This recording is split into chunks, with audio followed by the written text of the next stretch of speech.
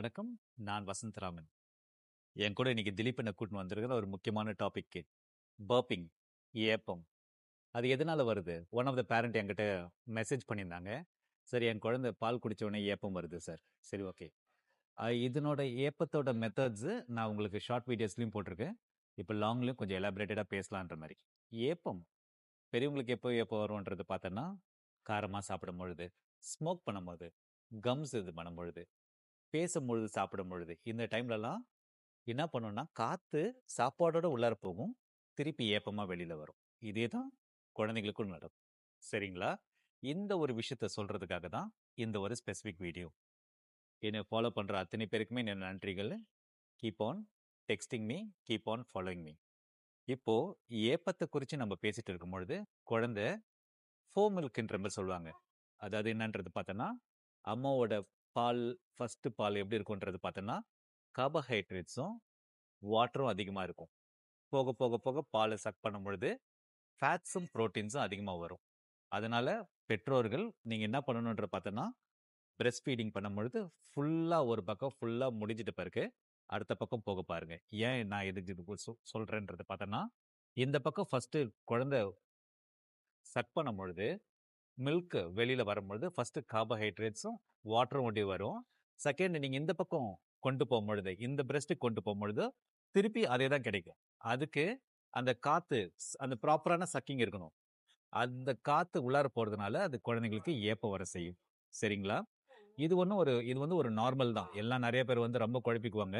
இது ஒரு நார்மல் தான். நீங்கள் அதெல்லாம் ஒன்றுமே பண்ண தேவையில்லை. ஒரு நார்மல் 3 மெத்தட்ஸ் உங்களுக்கு சொல்லிக் கொடுக்குறேன். அந்த 3 மெத்தட்ஸை நீங்கள் ஃபாலோ பண்ணாலே போதும், ஏப்பங்கள் வர்றதுக்கு தவிர்க்கலாம். இது என்னன்னு பார்த்தோன்னா, குழந்தைய நிறைய பேரண்ட்ஸ் என்ன பண்ணுவாங்கன்றது பார்த்தோன்னா, குழந்தைய வந்து ஃபஸ்ட்டு பால் ஃபுல்லாக கொடுத்துட்டு உடனே படுக்க போடுவாங்க. அதே மாதிரி பண்ணாதீங்க. தோல் மேலே கொஞ்சம் போட்டுட்டு, திலீபனை நான் என்ன பண்ண போறேன்றது பார்த்தோன்னா, தோல் மேலே போட்டுட்டு லைட்டாக தட்ட பாருங்க. தோல் மேலே போட்டுட்டு லைட்டாக தட்ட பாருங்க. இது வந்து அவங்கள வந்து கொஞ்சம் டைஜஸ்டிவ் ட்ராக்குக்கும் கொஞ்சம் பெட்டராக இருக்கும். ப்ளஸ் நார்மலுக்கும் கொஞ்சம் பெட்டராக இருக்கும்.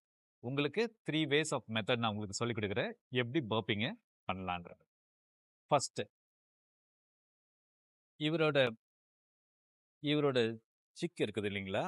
இந்த சீக் வந்து என்ன பண்ணணும், நம்மளோட ஷோல்டர் சாஃப்டான இடத்துக்கு போயிட்டு நம்மளோட ஷோல்டரில் இவரோட சீக் படுற மாதிரி பட்டுட்டு ஜென்டில் டேப்பிங் பண்ணணும். This is the first method for பர்பிங்.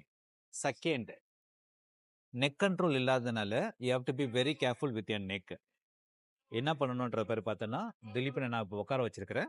Slide degree இந்த இந்த சீக்ஸ் இருக்குது இல்லைங்களா, இந்த சீக்ஸை அந்த கீழ்பாதத்துக்கு கொஞ்சம் பிடிச்சிட்டு ஸ்லைட்டாக கொஞ்சம் டுவர்ட்ஸ் திஸ் என் பண்ணிட்டு அதுக்கப்புறம் பின்னாடி பக்கம் ஸ்லைட் ஜென்டில் டேப்பிங் பண்ணணும்.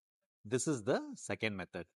And the third method is, குழந்தைய இந்த லெவலுக்கு கொண்டு போயிட்டு அதே நெக் கண்ட்ரோல் இல்லாததுனால you have to be very very careful doing this burping method.